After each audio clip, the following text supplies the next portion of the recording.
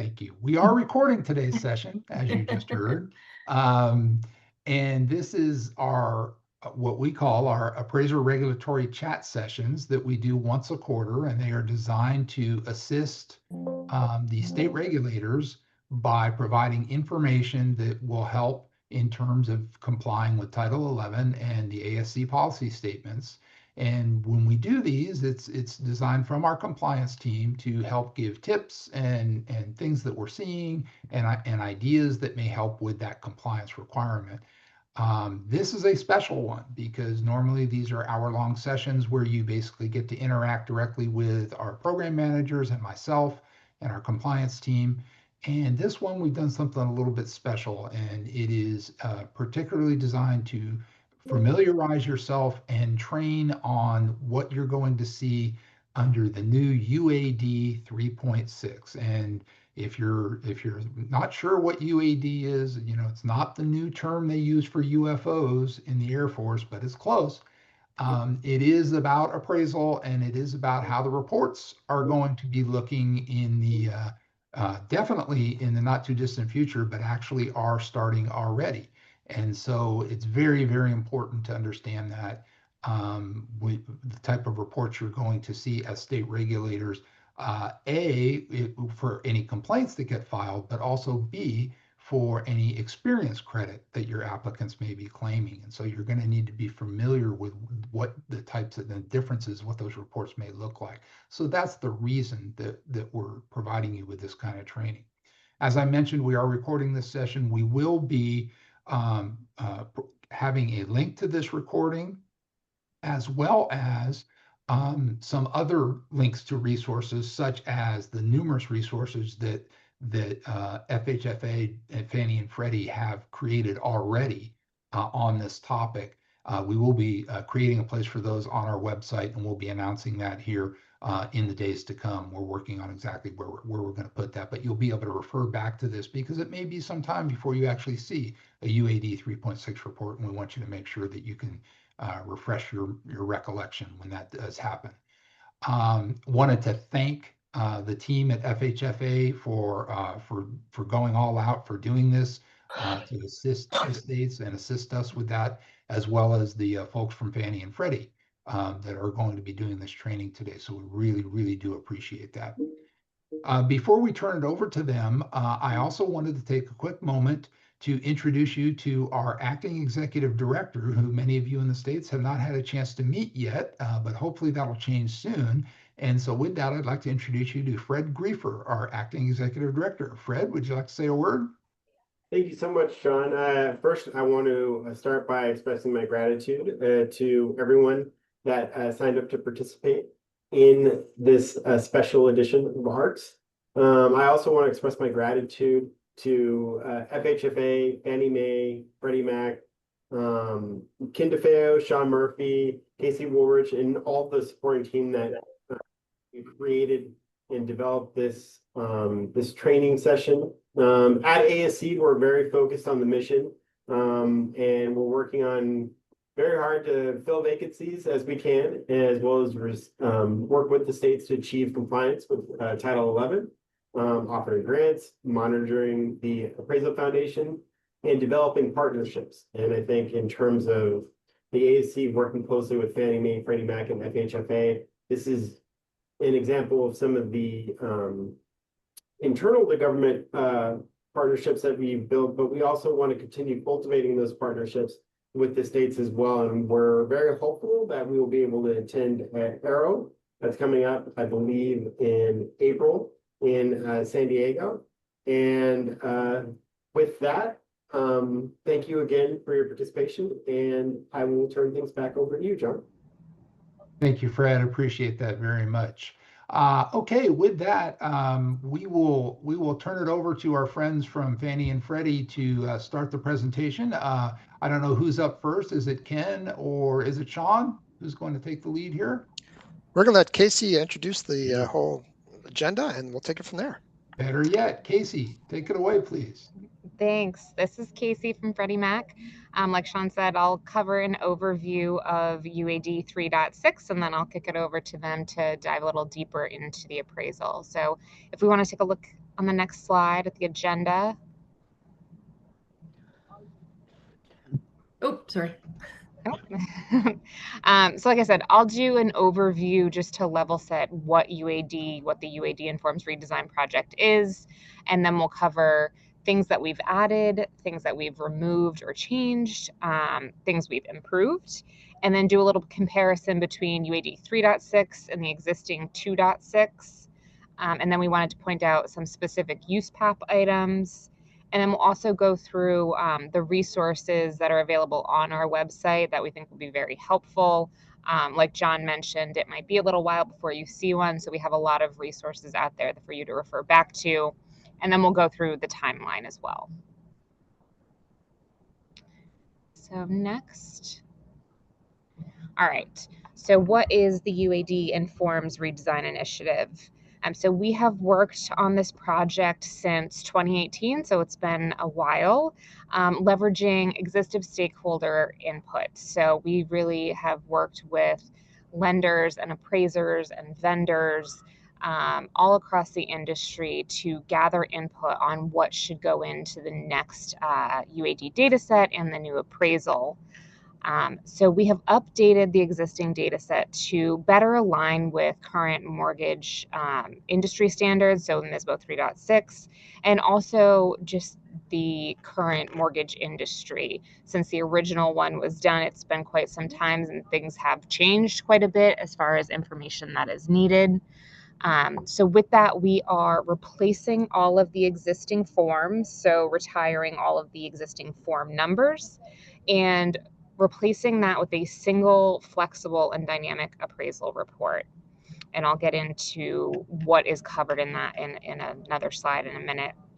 But I did want to note that this new data set also covers FHA, VA, and USDA appraisals. So we work directly with them to incorporate their specific data requirements as well.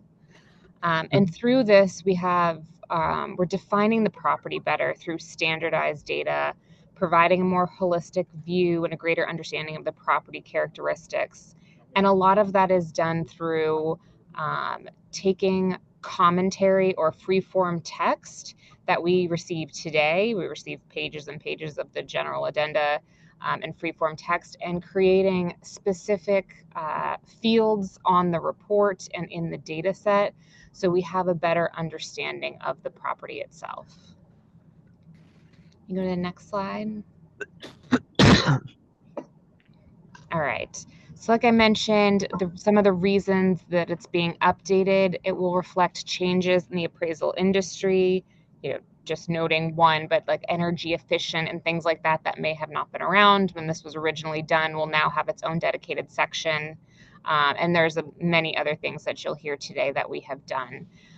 It also addresses future appraisal needs with the dynamic nature. It aids on ongoing digitization in the appraisal process and mortgage industry. The current data set last updated in 2010, so that is no longer supported. And it allows the GSEs to upgrade to the latest MISMO reference model. The next slide. So some of the advantages that we are gaining through UAD 3.6, consistent and standardized property descriptions. Like I said, a lot of the information will have valid values now. So it's from a pick list. It'll have enhanced adjustment support, comprehensive view on property characteristics. Really, this one, as far as being able to have transparent outcomes, again, having that very standardized data allows for our systems and things like that to really understand what's happening on the property with the collateral, and having a flexible dynamic reporting structure. Next. I've said dynamic quite a few times, and so just to kind of level set, characterized by constant change, activity, or progress. You'll see on the report that every one looks slightly different, and that's because it's very tailored to exactly what's happening on that subject property. And we feel like that's a big benefit so that We don't have static forms that don't work for all of the different potential characteristics. So it says here, noun, a force that stimulates change or progress within a system or process. We just feel like this is going to be, again, more robust to handle all the different potential situations. Next. All right. So like I said, I wanted to kind of cover what is included in this. So this new appraisal report will cover single family, 2 to 4, condo, co-op, manufactured home, as far as all the property types. So all of those existing static forms will be retired and will be replaced with this. It will also cover traditional, desktop, hybrid, and exterior appraisals as well. So again, it'll be one report and it covers all the residential property types and all the agency assignment types. Before I go on to the next one, I just want to, is there any questions kind of on what UAD is as a whole? All right, so with that, I will turn it over to Sean to get into some more details. Thank you so much, Casey. I recognize that this short presentation will feel like drinking from a fire hydrant or even taking off on a rocket. So welcome aboard GSE Flight UAD 3.6. Fasten your seatbelts, make sure your seat is in the upright position, your tray table is stowed, and your cell phones are in airplane mode. So please note that before our flight crew lands this plane, we'll guide you to our documentation to allow you to read it at your leisure. And so let's take off. This new dynamic report, as Casey was just saying, changes depending on the type of property it is. What you're seeing on the screen right there about always displays are sections that will always display, basically the assignment information, subject property unit, interior reconciliation. But there are some sections that will only conditionally display. These things are like disaster mitigation. Does the house have a fortified roof or fire resistant exterior walls? Or is there an outbuilding or two? Things like that will conditionally display. And speaking of repeating displays, like if there are multiple outbuildings, that will show up multiple times. Or if it's a 2 to 4, the unit interior will show up multiple times. If we could go to the next slide. Like I mentioned earlier about the documentation, this is just a snippet of what the documentation is going to look like to help you through understanding this whole voluminous new report. This Appendix F1 is our reference guide, and this is basically showing you what sections will always display, and this is pretty much what it looks like in our table of contents. If you could go to the next slide. This is basically what it looks like for those sections that are conditionally displaying or when applicable. Again, disaster mitigation may only display if there is a feature like the fire resistant exterior walls. That will only display if that is selected as part of the collateral. And if the appraiser deems it necessary to provide an income approach, that would be when it's applicable. So those types of examples are how the conditionality works in the new format. If we could go to the next slide. Defining the property. You'll notice that we are not creating a new appraisal process. We're using the same steps that you guys are used to. So the first step in the appraisal process is to identify the problem and define the property. So that's what this does. We want you guys to go through that process just like you would on a normal report. These essential steps also help describe the property type since form numbers are going away. And it's essential for the appraiser to be able to identify these right from the get-go. And that's displayed in a nice summary section that we're going to show in a little bit. So if we could go to the next slide.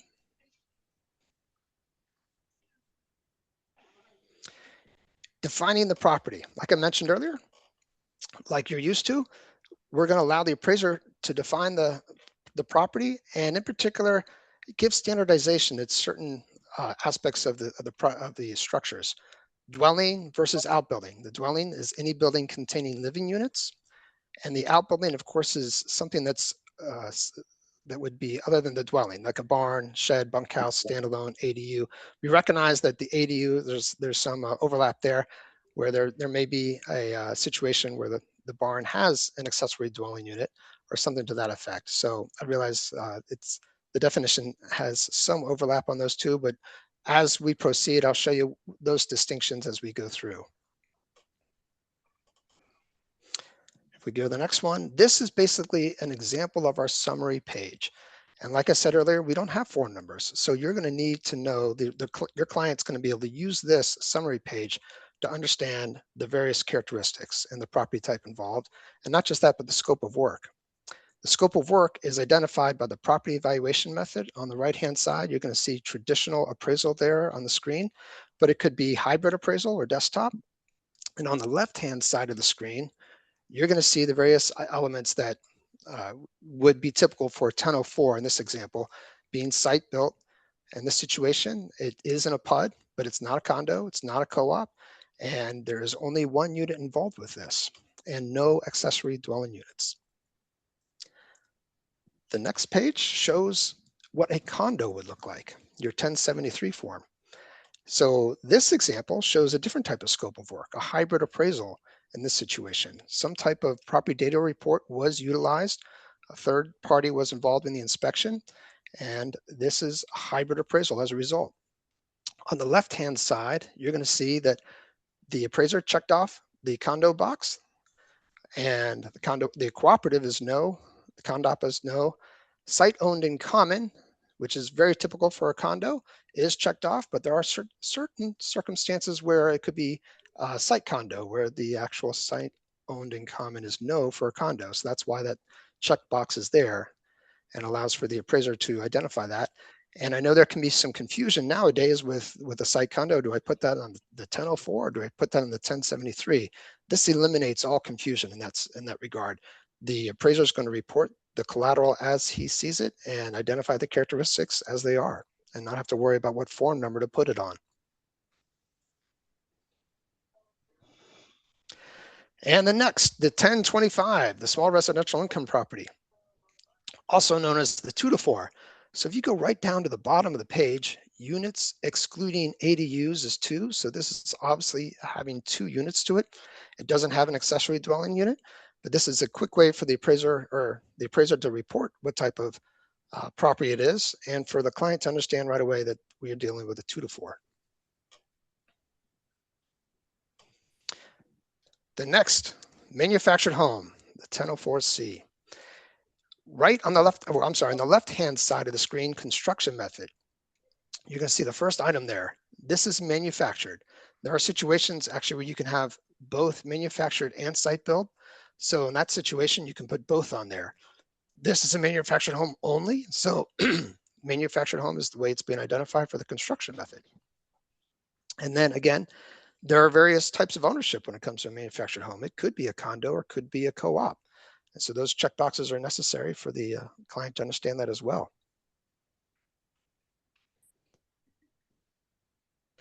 And lastly, our co-op, the 2090 form. You'll see on the left-hand side, just underneath condominium, you're going to see the cooperative as a yes checkbox. So that's basically how your clients and how the appraiser is going to report the various property types and scope of work. We no longer have form numbers, and this summary page will be very helpful for everyone to understand what type of property type we're dealing with. So what have we added? We added the summary page since there are no more form numbers, like I just identified.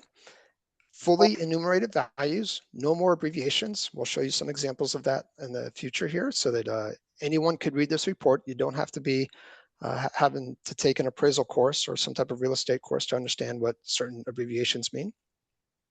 Commentary is going to be in each section. In other words, this one, if something is needed to be addressed in great detail, it will stay within the section. It will not be truncated and cut up into different addendum that are buried in the back of the report.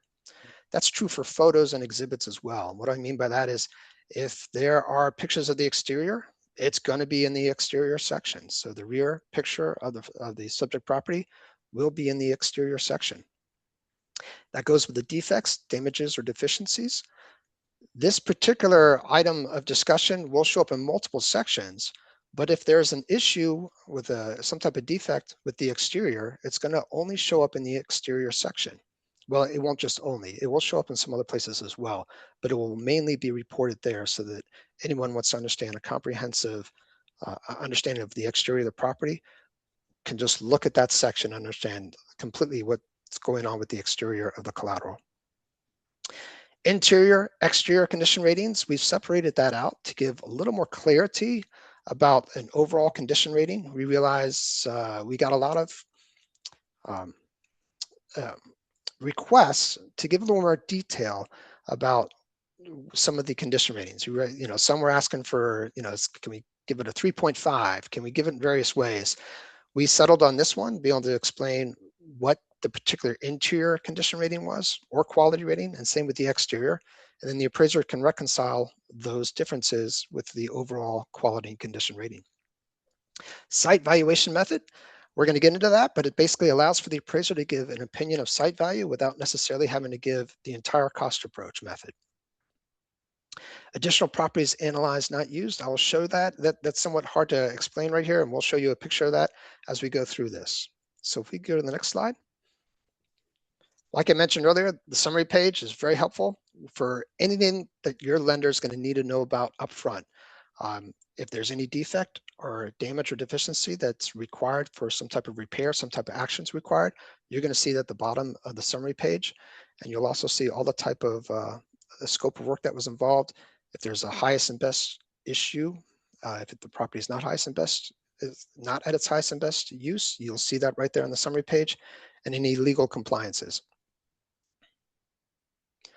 And then from there, this is what I meant by the abbreviations. Again, who besides appraisers and your clients know what a 2GBI 2DW is? Well, we've eliminated that confusion by just spelling out what those words are. Looks like there's 2 spaces in the driveway. It's a garage built in with 460 square feet with 2 spaces. So this allows for the reader of the report to understand very clearly what's going on.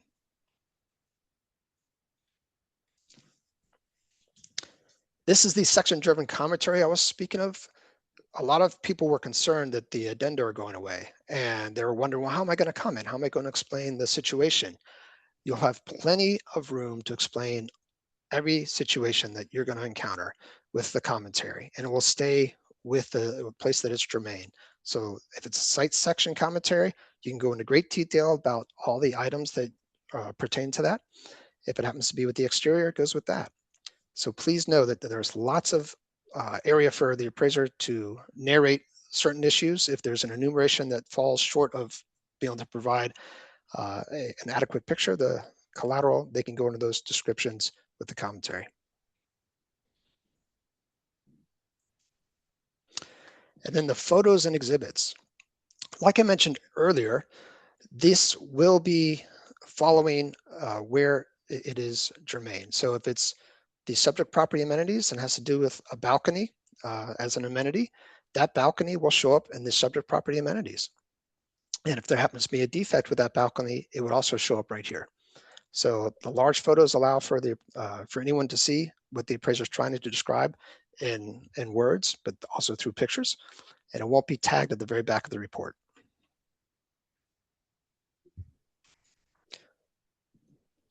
Next one. The apparent defects, damages, and deficiencies. It's been like the Wild West for appraisers out there trying to report on any physical issues. Most of these issues are buried in addenda, and each appraiser has his own unique way of reciting what the problem is. This allows for the appraiser to have a standardized way of citing what the issues are. They can cite the feature about if it's going to be a flooring feature, the location, if that particular flooring problem happens to be in the dining room, and then a description of what's going on with the flooring. The carpet is somehow, there's some problems with the carpet that the appraiser is addressing here in this particular example.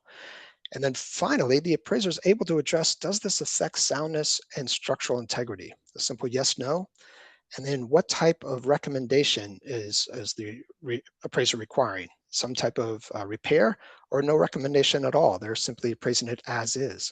So that first line there shows that there are no defects or damages or deficiencies. The appraiser, so with that said, it's always going to show up in each of the sections where it's relevant. So if there are no problems with the exterior, you're going to see none up there for the apparent defect, damage, and deficiency. The next example there shows a roof issue that needs repair. The third is showing, again, like I mentioned earlier, the carpet, and the appraiser is just appraising that as is with no recommended action. And then the fourth little picture here, the snippet on the bottom, the right-hand side of the screen, is a summary that you're going to see in the reconciliation section. It summarizes all the defects that were previously reported in the various sections of the body of the report to be able to highlight in a very succinct way all of the issues that the appraiser found and whether or not the appraiser recommended an action. You'll also notice on this particular example, the appraiser provided cost to repair. That is not required by Fannie or Freddie, but I do know some clients want that as part of their process. And so the appraiser can provide that per the request of the client and summarize the total cost right there at the bottom. And then, hey, Sean, did you want to go? Why don't you hop back? Do you want to do the overall? Yeah, we missed the as is. Well, we have another slide on that, and I wanted to go over that there. So okay. Thank you, Ken. I appreciate that, because it's a good catch, because that is definitely something that needs its own slide. So that's why we cut our own slide on that one. This is what the various quality and condition ratings are going to look like. We have a section that just shows all of the condition and quality ratings that the appraiser addressed in the body of the report, and how the appraiser reconciled. You can see the top hand side of the screen. There are two different condition ratings, and the appraiser reconciled them into a C4. So this is basically how this shows up.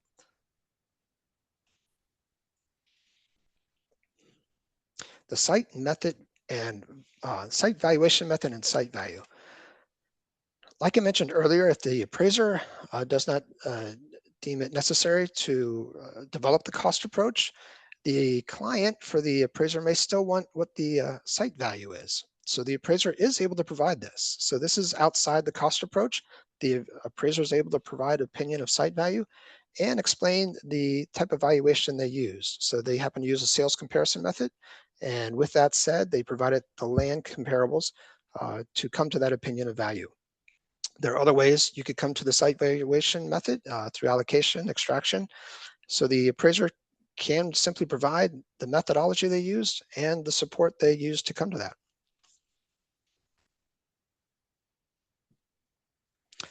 The next here is the additional properties analyzed, not used. I said I was going to get into this, and here it is. This is for those situations where it really is to help preempt a lot of questions that might inevitably come up. If the appraiser's in a neighborhood where just across the street from the subject, there's a property for sale or has sold and the appraiser didn't use it, this is a great opportunity to explain, the appraiser can explain himself why he or she did not particularly use that sale in their sales grid. It could be a distressed sale, a situation where the appraiser really did not deem that particular sale comparable to the subject, or would somehow not be representation, not representative of a fair market transaction. So with that said, you're allowed to put this in. It's not required by the GSEs, but if it helps the appraiser preempt some questions, it may end some needless callbacks that were personally the bane of my existence as an appraiser, because callbacks just killed me. I wasn't making any money back when I was answering phones on callbacks on a report I'd already done and explained myself. So this can help with some of preventing some of the callbacks that come up. And I think, Ken, you're going to take it from here. Yeah, go next slide. Sure. Okay, so some things that we have removed or changed. So each of these bullets, we have slides to represent each. So I know we're going to get kind of pinched on time, I think. So let's just kind of go to the next slide and we'll kind of address each one. So in the new UAD, location is now considered site influence. And as Sean represented before with these abbreviations that, really nobody kind of quite understands, or it's easy to look at and easily get an understanding of what the appraiser is reporting. As you can see below, we now have site influences, and it's very specific to park or body of water. Proximity is actually a nice add to this that I think really kind of gives you an understanding as to its real value, whether it's actually on the site, whether it's off site. And there's also bordering. So for example, let's say you had a golf course, you were on the golf course. You may back to the golf, you may show the site influences golf course, but you decide, but it's a bordering a hole. That would probably be more impactful than being within the golf course where you're not on a hole, and yet you may say golf course, but you say off site. So this should really help define those things that are certainly impacts to value, and where you end up looking for where they are, whether they're off site, on site, or within kind of bordering.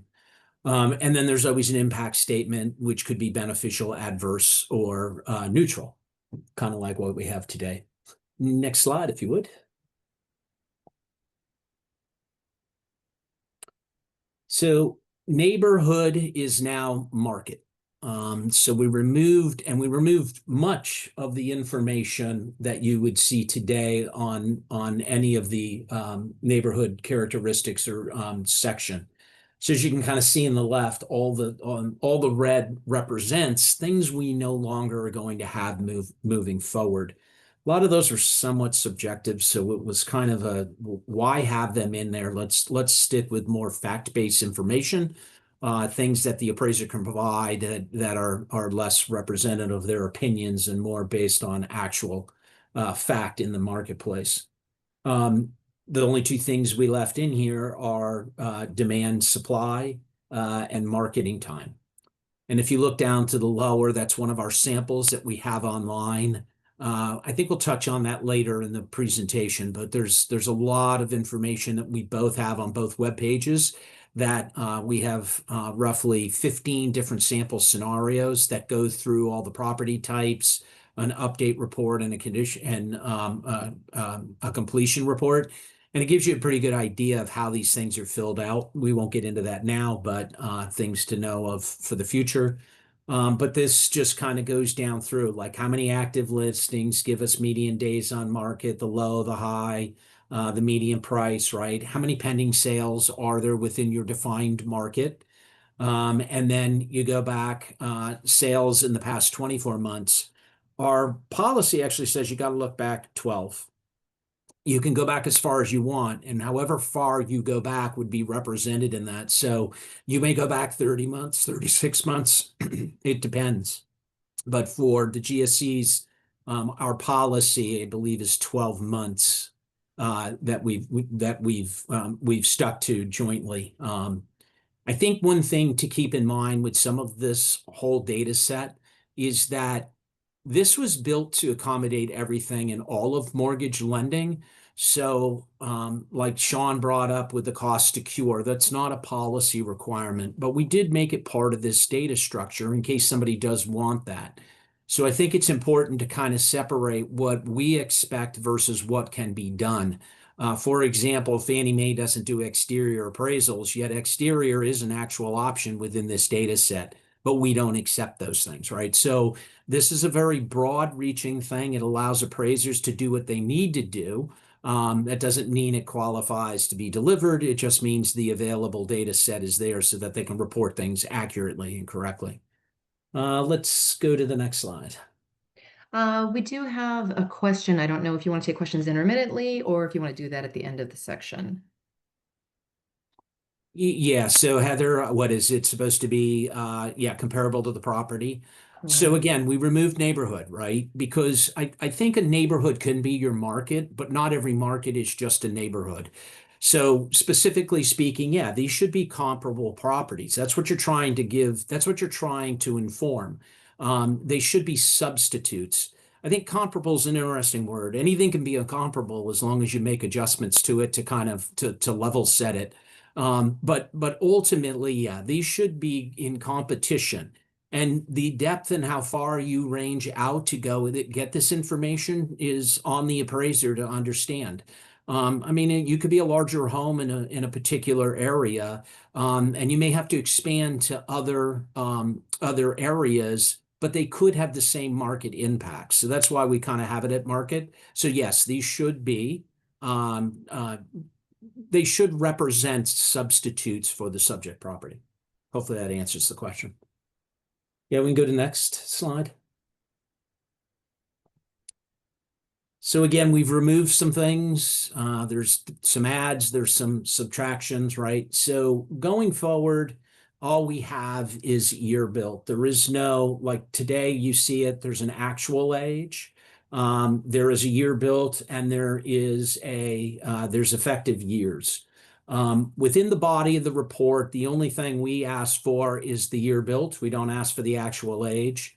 And then in the only place that effective age is introduced into the new data set would be into the cost approach. Typically speaking, appraisers don't do the best job on effective age, so we really didn't think it was worthy of the data set at this point because it doesn't seem to get reported very accurately. Let's go to the next slide. Scope of work. So Sean brought that up in one of the earlier slides, where what we have is the appraiser now gets to go and define the scope of work, their inspection scope of work, whether they actually went to the property or whether they did no inspection at all. What you have today in the scope of work is, I inspected each, comparable from the street. And then you have all of this other stuff. We don't have that moving forward. We have made this, you can't have this type of static language in this dynamic report because it needs to fit every property type along with every inspection type. So understanding kind of the pre-printed language versus what it says today, there is some differences. We'll get into a few more bullets on that as we go. But keep in mind, that there are changes in and around how the pre-printed information is delivered. Let's go to the next.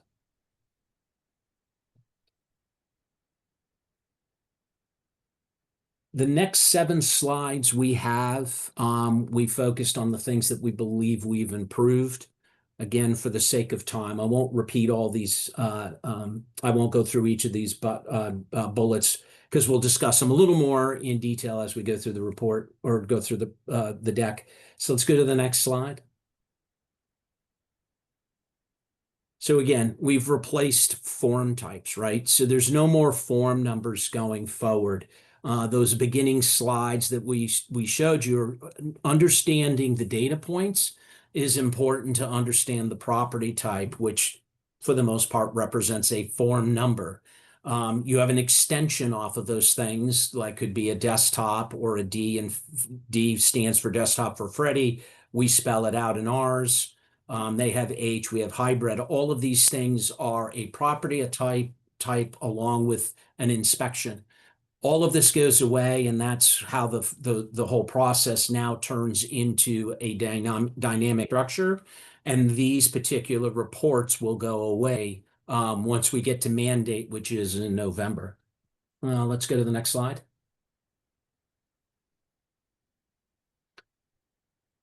The 1004D will also get retired along with this new data set. I think something to keep in mind that all of this is now a UAD compliant process. So what we have with no longer is it a single 1004D. There is an update report. There is also well, that's kind of weird. Did that gray out on everybody or just me? That was weird. Oh, sorry, that might have been me. No, that's okay. I just making sure it wasn't. All right. So you have now an update report that is purely and simply for the update, and then you have completion. And the completion kind of gets it divided into 2 things. The repair side of it, so for existing structures that may need repairs, like Sean was showing in the defects tables, or it could just be for new construction that's incomplete. But either way, these 2 forms are also, or these 2 reports are also UAD compliant. Not that it matters to you guys as state regulators or the board, but our expectation is these things will be delivered through UCDP, just like our appraisal reports into the future, which help us tie out things that we didn't have visibility to in the past. We would have no idea. We'd have to go look in a file to figure out if the 1004D actually existed. In the future, we'll be able to tie that out systemically and understand if the report is old, you need an update, or if it needed something for repairs, we'll be able to tie that out because now they're UAD compliant reports. Let's go to the next slide.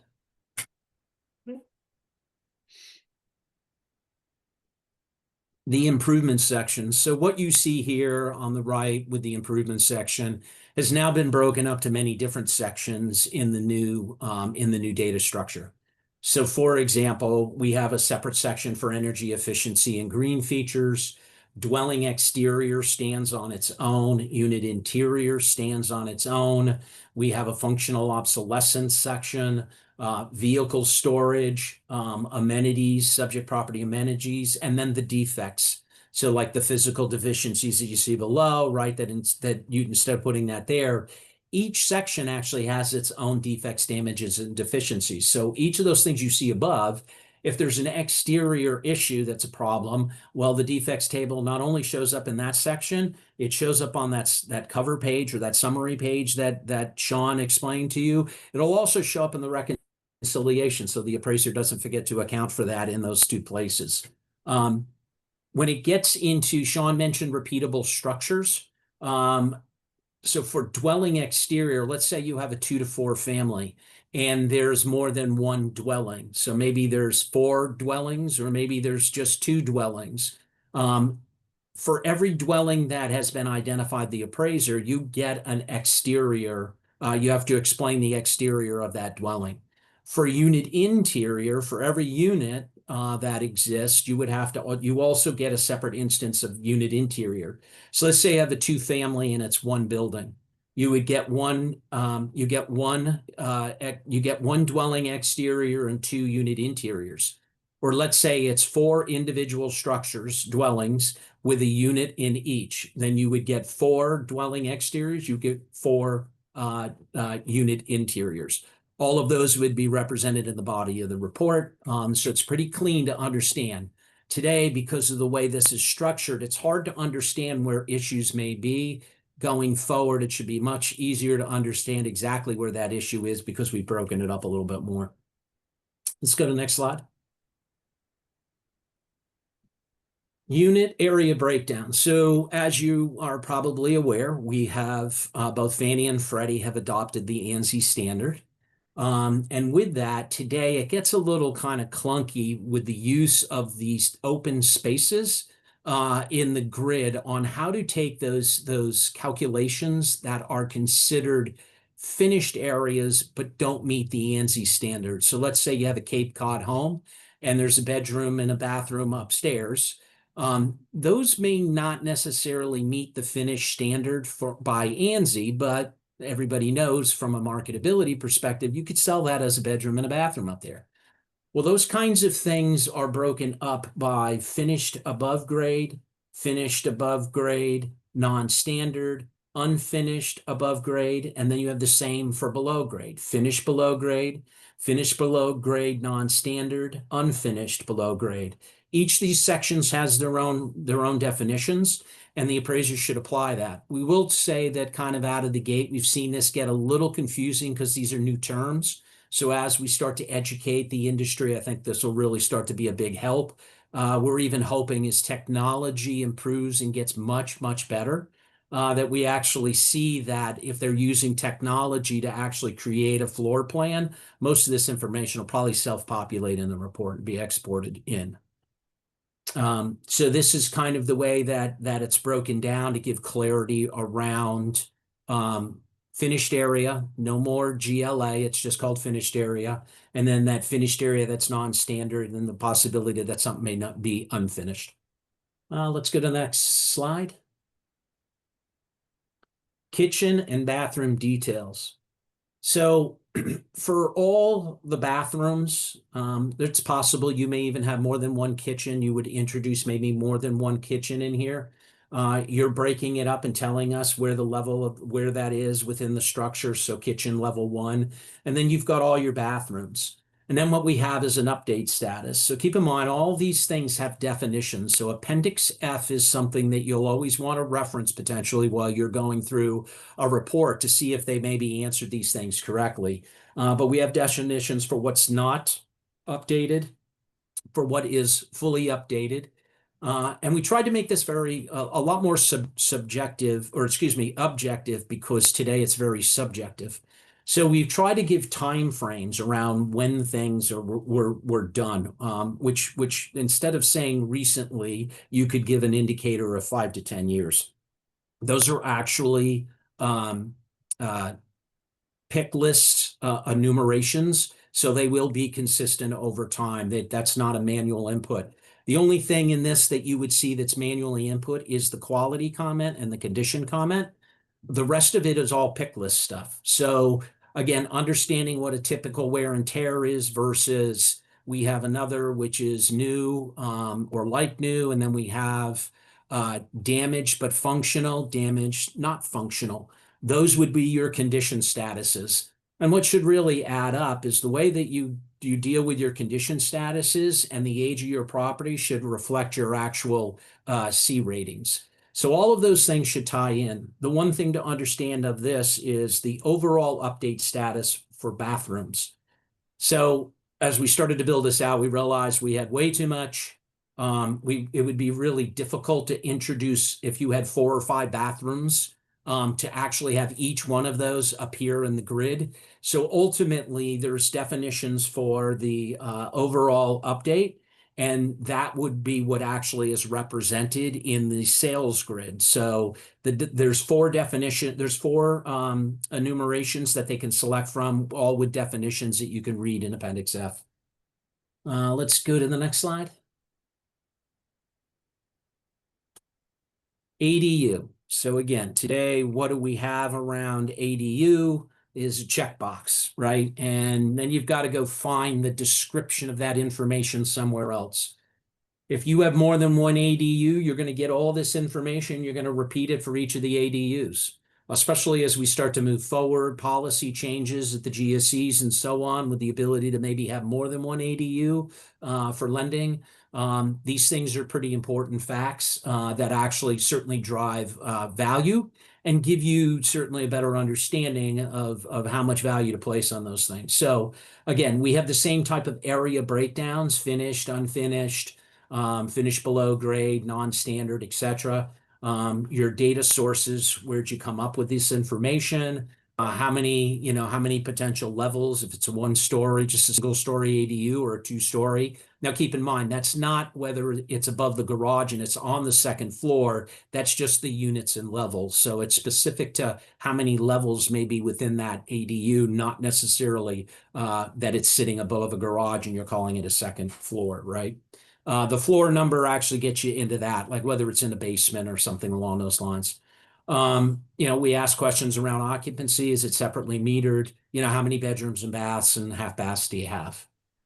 Some key questions. So we developed this to be a unit is a unit is a unit. So for example, if you got a 2 to 4, today, a lot of times you see a single for 2 units, you see them put it on the 1004 and say there's an ADU or they'll put it on the 1025 and call it 2 units. We've kind of asked the same amount of information for an ADU as we do for a unit. The only difference being is there's a flag for an ADU. So you're going to tell me that it's an ADU, and then you're going to give me some other information, or give us some other information. Is it legally rentable, right? Like, where'd you get this information? Is it typical for the market? And then there's an ingress egress, right? Like, how do I access that? Could be from within the structure. It could be standalone on its own. And does it have its own postal address? So all information that the appraiser would have to answer that gives us a pretty good idea of what it, how complex or how minimalized, I suppose, the ADU may be. One more slide, and then I get to turn it back over to Sean. Outbuilding, same type of thing, very detailed. This shows up for every single outbuilding. You're going to tell us, is it actually even real property? In some cases, they're not. That's kind of an indicator I like because of coming from a bank dealing with flood hazard and things like that. Sometimes if it's not personal property, I mean, if it's not real property, it's personal property, it may not require flood insurance coverage. So that's kind of that indicator in there. Gives us the size, right? And then it breaks it down. There's some things in there. Is it heated? Is it cooled? There's utilities. Does it have power? There's a list of things within that, right? Then you can give us the finished and the finished area or the unfinished area. And then is there any defects associated with the outbuilding? And those would appear here. Again, are they structural or not? And that's my part of that presentation. I think let's flip to the next slide. And I think, Sean, you've got this, right? Thank you, Ken. Yeah. Yeah, so on waterfront, the current 1004 only has a few ways to describe the benefits of a waterfront property. Basically, location factors waterfront, and then the view, water view, and beneficial or adverse or neutral. So what we've done is allowed for the appraiser to paint the picture in a standardized way of why those certain attributes contribute so much value, seeing that waterfront may be one of the biggest contributors to value. At the top of the screen, you're going to see body of water, its proximity, any details and impacts. And then as you go down, you're going to see basically the details about the water frontage. How much water frontage does it have in linear feet? And then does it have a dock or pier, have any type of features to that waterfront? The access rights, is it deeded access? Is it by permit or is it privately owned? And then finally, the access depth. This basically is inquiring what type of access to a recreational vehicle, water recreational vehicle is possible in that type of water depth in that particular area. And then finally, at the end, we again show the view and the types of view. Is it full, partial, seasonal? So we've added a lot more details in a structured way for the appraiser in a consistent fashion to paint the picture of what's going on with one of the biggest contributors to value. The next page, is basically functional obsolescence. Again, we just recognize that a lot of the standard typical functional issues keep coming to the fore. So we just put these as enumerations for the appraiser to highlight. And if there's anything other than that, the appraiser can also describe that in great detail about within the commentary. The next one is approaches to value. Again, we're all familiar with this. The appraiser is able to identify which approach he or she used for the appraisal. And if they didn't use a particular approach, why they didn't use it, and they can go into greater detail and commentary.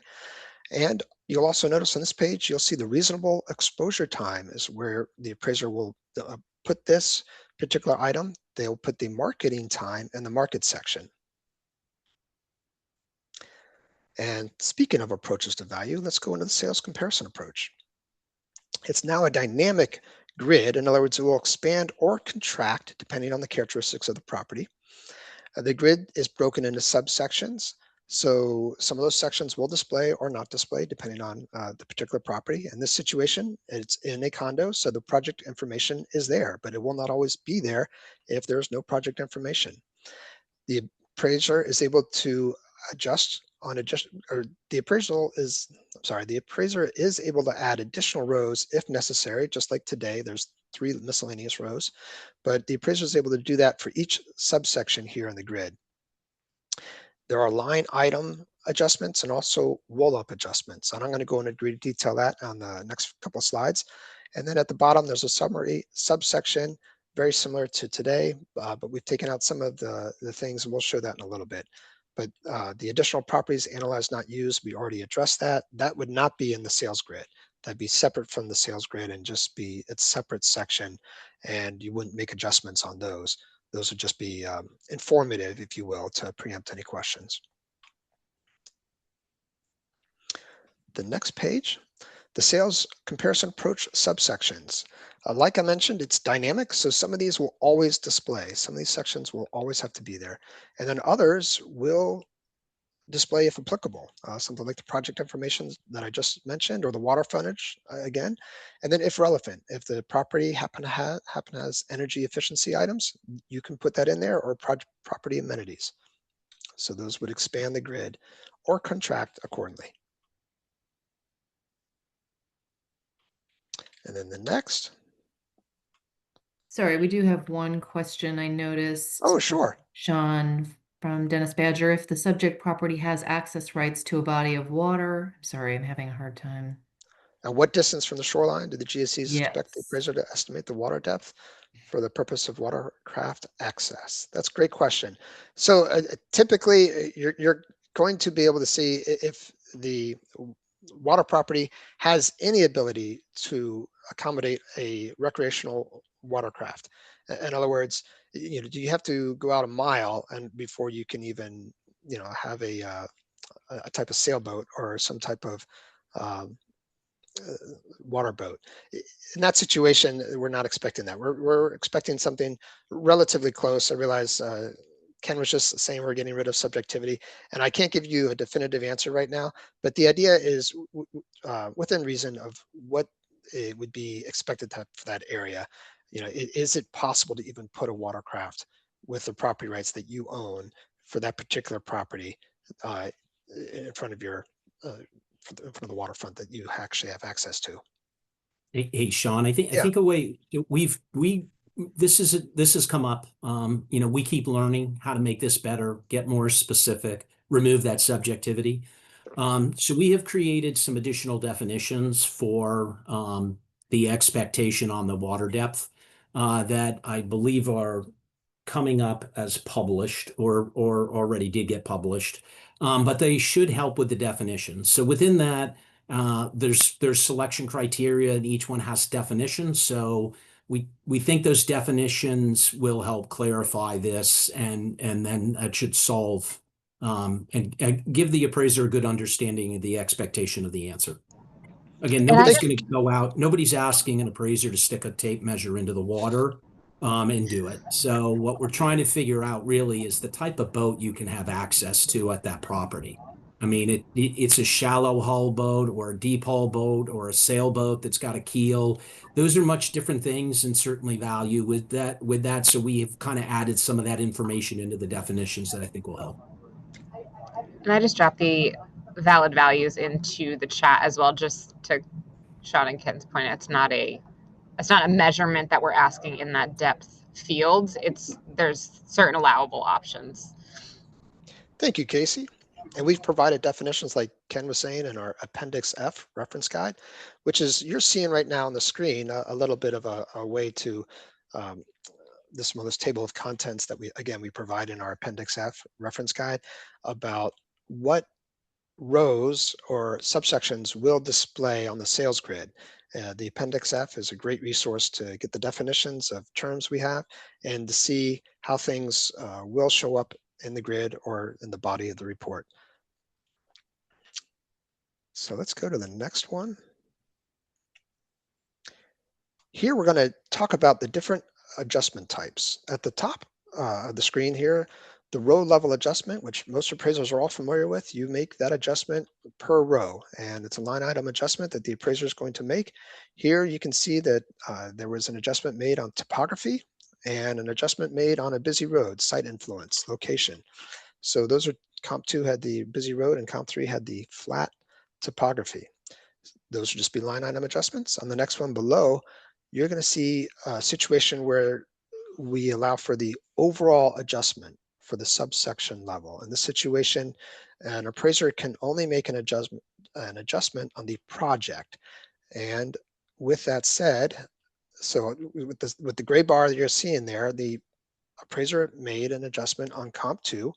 And as you go down, you'll see why the appraiser made that adjustment. It's the support for the adjustment. It's in a different a different project than the subject. It's got a different monthly fee and has different amenities. And that's how this particular appraiser came up with the $10,000 difference. Next, you're going to see, very similar to the overall adjustment roll up, adjustments for each instance of outbuilding. So there could be multiple outbuildings and the appraiser would make an adjustment per outbuilding. Now the appraiser wouldn't make an adjustment on one particular row, they would make it just for an outbuilding. And if there happens to be multiple outbuildings, there'll be adjustments per outbuilding. And then the support for that adjustment would be just below the outbuilding and with the descriptions the appraiser is providing. Hey, Sean, can I add into that real quick? If you could go back to that slide. the big challenge that everybody's going to have as readers or users of the appraisal report is when information is in the sales grid and when it is not. So a great example is that top thing around neighborhood name and topography. Those are not always going to be there. In fact, they'll probably be there very little. Most lots are relatively flat. But there's a bunch of enumerations that the appraiser can introduce into that. So you, as a state regulator, knowing you're not going to see that often, but there's times you may. Like, I don't know that they're always going to bring in a neighborhood name. I think that's a great indicator to give you an understanding of the market that they're in and the similarities potentially, the influences, or in the topography. Site influence will always be there. That's something that we'll always have. So knowing, doing a little bit of work on this and understanding what will always be present and what may be present, depending on how the appraiser introduces this, is going to be a bit of a learning curve for all of you. Like, you're going to say, geez, I looked at a couple of reports that was there. Why isn't it here? Well, it may not be relevant to the appraiser's conclusions, so they didn't introduce it. So I think that's going to be the biggest learning curve for anybody who is the user of the appraisal reports, is when things exist and when they don't. Thank you, Ken. If we could go to the next slide. I realize the title of this slide is called Comparable Weight, but it also shows a great example of what the summary is going to look like at the bottom of the sales grid. You'll notice that there's no percentages given at the bottom. We did not want to encourage that myth that's been around forever, that the GSEs are judging things by the percentage of adjustment. Is it a true comparable based on how much of a percentage of an adjustment was made? We want to dispel that myth by not even showing that up on the grid. Anyone can do the math on the percentage of adjustment, but it's not going to show up on the grid. What we are going to ask for is the comparable weight. In other words, is there a reason the appraiser focused more on comp 1, comp 2, and a little less on comp 3? The appraiser can provide that right here to give a nice summary of what comp the appraiser thought should deserve the most weight. It could be the comp 3 happened to be, again, not a fair market transaction, and it was given less weight. It could be a number of reasons the appraiser can explain, but and if it's a situation where no weight was given, that could be truly in a situation where the appraiser felt compelled to put it in the grid, but because it's not a fair market transaction, they're simply saying they're not giving it any weight. And then the next page, ownership rights. Again, this is very helpful for those places where mineral rights might be included and various other elements. So we try to make sure this comprehensive report is serving the entire country, recognizing that some places have those rights and other places don't. But also the idea of leasehold is addressed here, and the various ground rent, annual amount, various items like that. And if it's renewable, when does it expire? And all the other rights might be included in the appraisal report. So we try to make this as comprehensive as possible in standardized ways so that the appraiser can report this consistently. The next slide is what Ken was asking about earlier, the as-is overall condition rating. You'll notice that the very bottom left-hand side of the screen, the as-is overall condition rating is C5. Now the question is, would that, well, I'll put it this way. After the appraiser subjects the appraisal to some type of repair, the repair is under a hypothetical condition that the repairs have been completed. So now the value of that appraisal is based on that repair having been done. And chances are the condition rating would change accordingly. So after that repair of having fixed the roof, it's a C4. What would have been the condition rating if that repair had not been done? So in this situation, we're allowing for the appraiser to tell the story of what he or she experienced when doing the inspection as of the effective date of the appraisal. What was the overall condition rating of the collateral at the time of inspection if no repairs had been done? And now, of course, we are allowing for the appraiser to give us that C rating.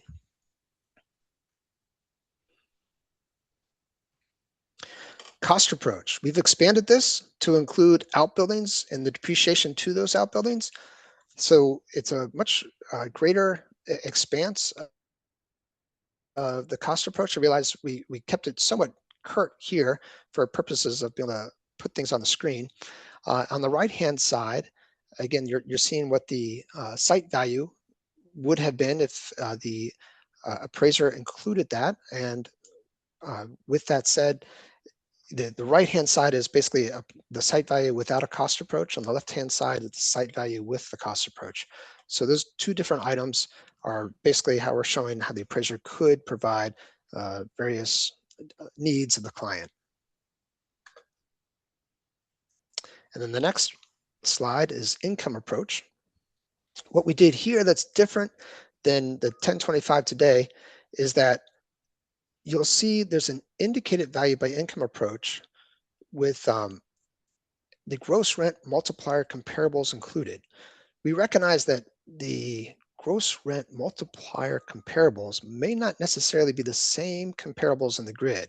And the reason for that is for various reasons. You know, the appraiser just felt that they had a better representation of the gross rent multiplier from different comparables, and the sales were obviously very helpful for supporting the sales approach.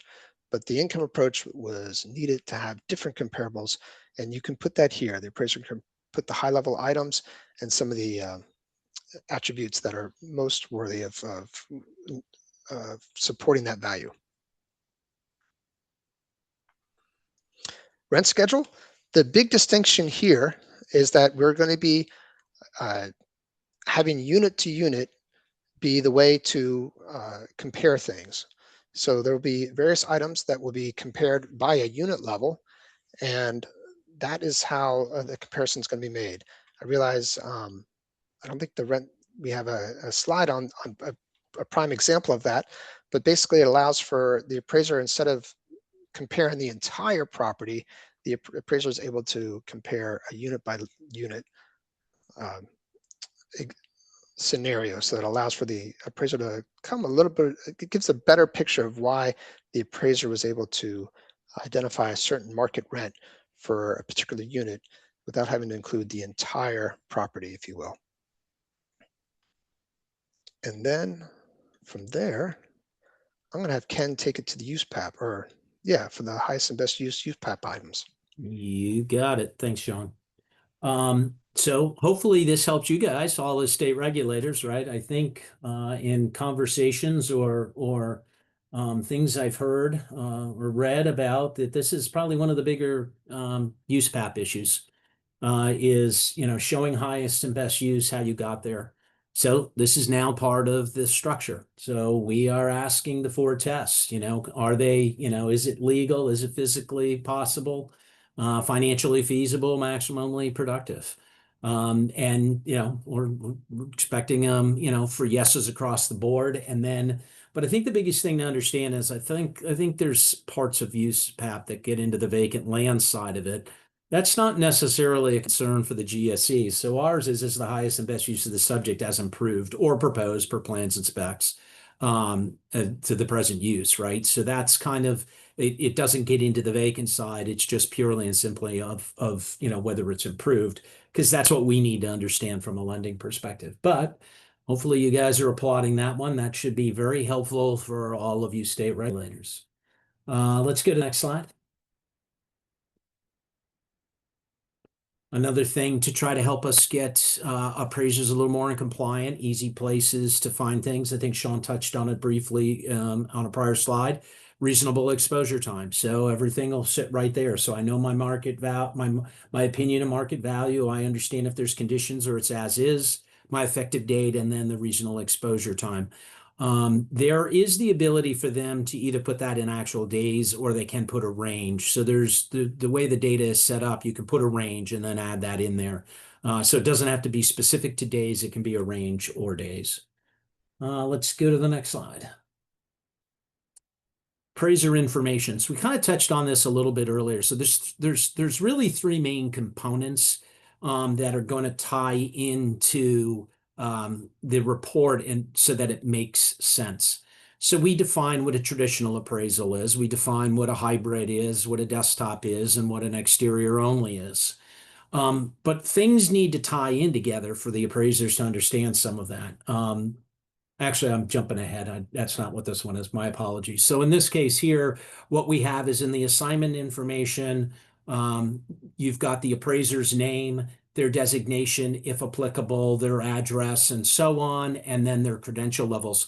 I will ask you this and this might be something that, John, they may feed you back some of this answer. It's something that's kind of been out there for us. There are certain states that today want the appraiser to identify themselves a little differently because the report structure doesn't allow for it. So, for example, they have given guidance in certain states to put whether you're certified residential or certified general or licensed, right? This now in this data structure accommodates all of that. It's very clean and very easy for the appraiser for the reader to know where they're at. It shows up in the assignment information. It also shows up down in the certification. I started going off on a tangent before. It was the wrong thing. My apologies. But in this case, this clearly identifies the level of the appraiser, their license number, and the state. So yes, if you're a trainee, licensed or not, some states still don't have it. Yes, you would put that in here. You would identify yourself at level as trainee and to answer the question that's in the chat. So yeah, all of that is within here. There's also a section around significant assistance that we can get to later, but this clearly identifies the appraiser. So for those of you, those states, if you're on this call that actually have some of those requirements, I'd be curious to see if this actually satisfies your requirements, because we have a very rigid data structure in a sense, and to be able to modify that may not work. So food for thought from the state regulator side, is this something that works and is an intended outcome of what you've done through appraiser guidance in the way that you want them to put it today? Yeah. Ken, I'm sorry, I didn't mean to interrupt you. There's a follow-up question in the chat from Crystal about the trainee checklist. And before we try to address that, I wanted to ask you specifically, at some point, I recall hearing there was some question about the actual license or ID number with some of the variations in some of the states. Has there been anything that you're aware of come about as an issue or a resolution to anything to that you can share? You mean how they would represent their actual license ID, their number? Correct.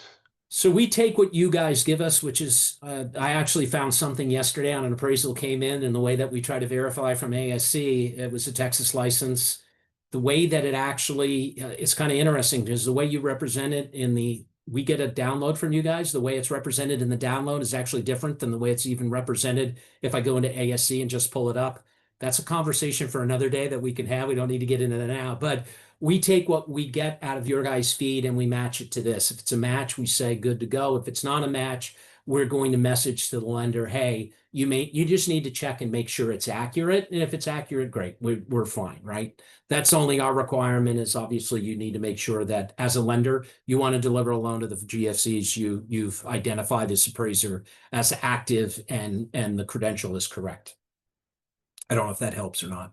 Yeah, that is helpful. Okay. And if states have any questions about the representation of that license number on the reports, that's something that we can address and we can talk with them about. If Crystal had asked about a trainee checklist, and that's something that I think that different states use for what a trainee does in a report. And so I'm going to guess the answer to that is no, but I'm going to let you take that. So yeah, we were not aware necessarily. It doesn't mean we can't maybe in future states accommodate some of this, but basically if it's a trainee and they've done the report and then there's a supervisor appraiser, I think it's pretty straightforward what they did, right? They did the inspections and they did the analysis. If they do something less than that, we do have the significant real property appraiser section, which they could then identify that information there. It's not a checklist of what they did. But there's free form text for them to explain exactly what they did. Maybe they just did the inspection. They went out, they inspected the property, they took the measurements, they took the photos, those things. that would be part of that detailed information. I believe we have a slide on that, so I don't want to get too far ahead. But why don't we go to the next slide? And if we can circle back to this. I want to make sure we got time. So scope of work by the appraiser. This is where I was going to before about appraised, like the method, whether it's a traditional, a hybrid or not. And then what the appraiser says as an inspection. So we broke it up by interior and exterior. You either have physical, you have virtual, and you have no inspection. Those are and each of these, we will define. Physical is obvious. They've gone to the property, they looked at the exterior, or they looked at the interior. Because for an exterior only, you may have physical for exterior, and you may have no inspection for interior. You may be using other information, MLS or whatever, in order to understand the quality, condition, and the improvements. So those are your selection criteria that the appraiser or the supervisor would represent themselves as what they did. Next slide. Certification 10, this is part 3. So if I do a traditional appraisal, and on that prior slide, I selected physical and physical for interior and exterior, I would select scenario sample 1, interior and exterior. So it reads, I personally performed an on-site of the interior and exterior, right? If I only did an exterior, you would take the second one. And if I did no inspection, let's say it's a desktop, let's say it's a hybrid, and you've got property data collection as part of the report structure, they would report that in a different section in the beginning of the report, but you would say, I didn't do an inspection. So you may have no inspection. So I did not inspect the inside or the outside of the property, but I have a lot of other data that got me to where I got to for my conclusions. These things all need to tie in. Traditional appraisal, what you did from your inspection, and then how the certification is chosen in the static language. Let's go to the next. Yeah, and I think this answers some of your guys' question around trainee. So you can introduce this information. The appraiser can bring this in and tell us what they've done. So that description section is where they would have to, there is no checklist, but if you have things on your checklist you want them to bring in, they could write that in there, and then you would see what they actually did. If they have a credential, they would fill out their credentials just like they showed on prior slides with the appraiser. If they're in a state where there is no credential, then you would just say none, and then go through and then within the static language, you have two choices to pick on. I personally prepared all conclusions, or I prefer, again, you have two situations where the appraiser can say what they did, right? And they would have to appropriately pick CERT 21 to help identify what they did from a significant real property appraisal assistance. And let's go to the next slide. And then prior services. So within prior services, it's CERT 29. If they did have it within the last 3 years, then they would go down and they could put that in there and tell us what they actually did. There's a section for that. Or they did not perform any prior services. There is a little bit of an oversight. So I'll let you guys know this, because obviously as a state regulator, you're looking for some of this type of information.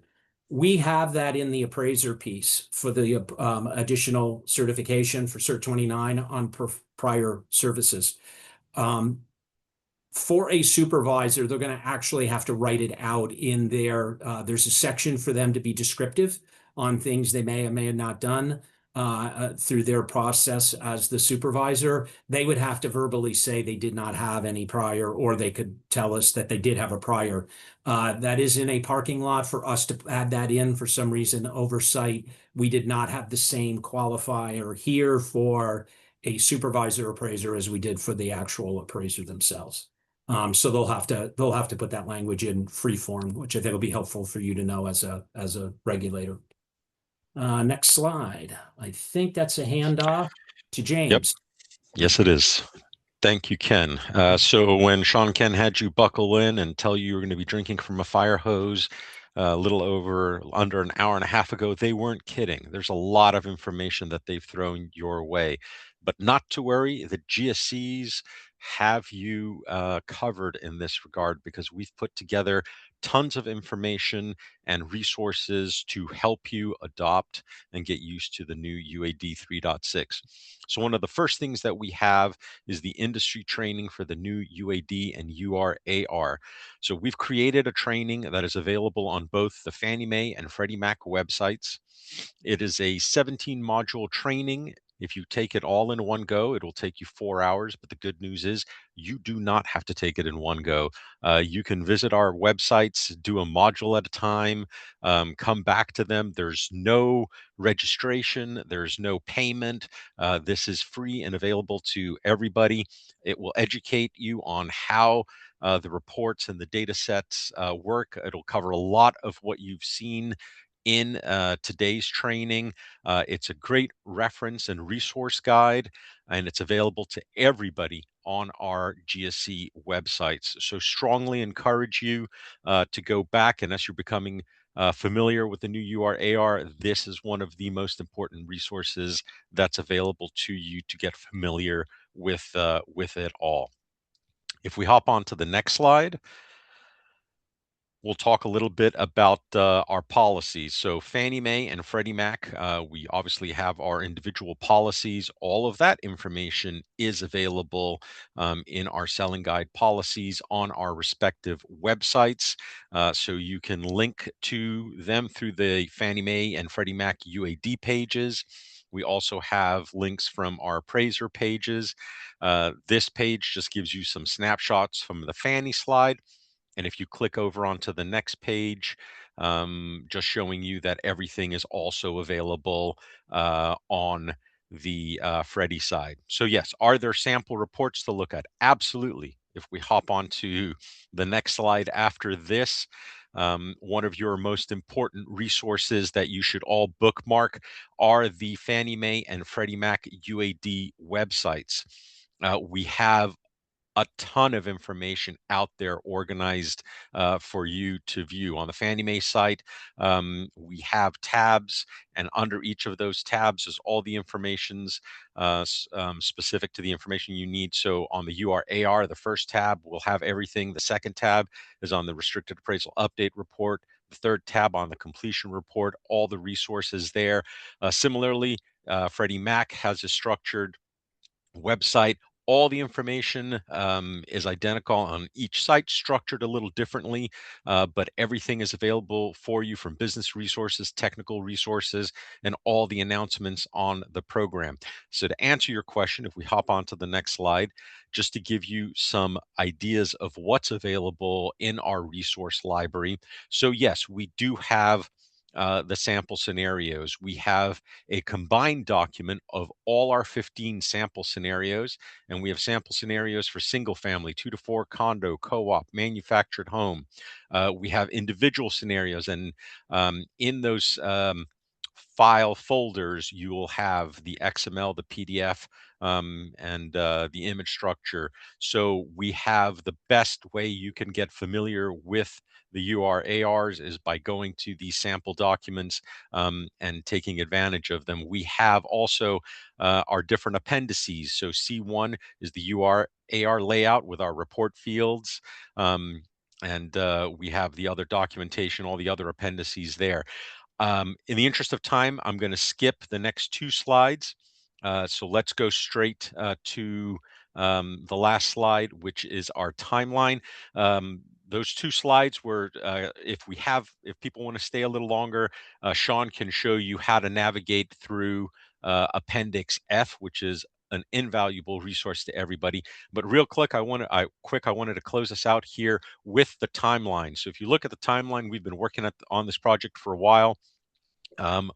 Right now, we are in what we see in the middle of the page there, the phase called broad production. We opened up January 26th of this year, and we will be running it through November 1st when our mandate is. So right now, industry is open to start using 3.6, and we're hoping that they begin transitioning from ordering 2.6 to 3.6 because come mandate November 2nd, 2026, a little less than 9 months to go, everyone will have to start ordering in UAD 3.6. So the transition is on. We are getting transaction submissions, as we said at the beginning of the call. Lenders are out there. Appraisal software vendors are out there. LOSs are ready. So the industry is active and transitioning to the new UAD 3.6. So let me pause there. We're right at time. And let's see if we can answer some of the questions that we have, and we can get back to. That's great, James. Thank you. Thank you very much. It looks like most of the questions have been answered. I think Tina from California did ask whether or not the appraisers are able to customize the certifications.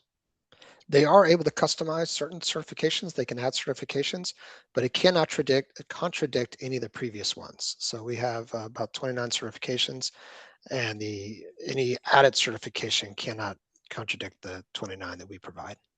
So that's essentially an extension of the current policy. Correct. It's exactly the same. Yeah, you can add some additional scope if you want to get a little more specific, but you can't contradict. Like you can't invoke an extraordinary assumption when you're not supposed to, right? Those kinds of things are not allowed still. Great. And you can see those certifications in the Appendix C. It's a blank report of what the URAR would look like without any information in it. Great, thank you. And it looks like we've got a couple more real quick here. Again, being at time, Dennis Badger has a pretty lengthy question there about a primary dwelling with an unfinished lower level, for example, 2,000 square feet, single garage door with vehicular access. What are the GSE's expectations regarding the appraiser's reporting of the number of parking spaces for vehicle storage? Specifically, how should the appraiser determine and report parking capacity, given that parking spaces are now defined to include both tandem and side-by-side configurations? Who would like to jump on that grenade? There's actually some, I think if you open up Appendix F, one of our additional appendices within the appendix actually breaks down how to report some of this information. So for example, we look at it more as a bay than we do size. Like we tried to come up with, well, for a normal car, well, what the heck's a normal size car, right? Is it just a little smart car, or is it an SUV, right? Things like that.